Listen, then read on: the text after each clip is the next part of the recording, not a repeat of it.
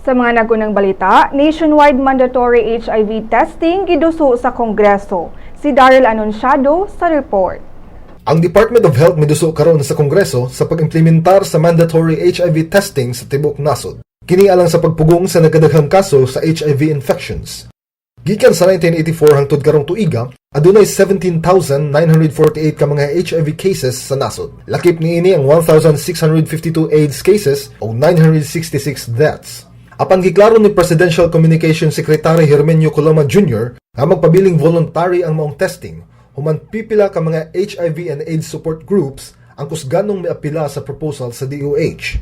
Nagkadayon sab ang National Council of Churches in the Philippines nga ang mandatory testing maka-violate sa tawhanong katungod. Kung mopasar ang maong balaod, malakip na ang HIV testing sa mga requirements sa employment, enrollment, entry or continued stay sa nasod, right to travel ug uban pang mga matang sa serbisyo.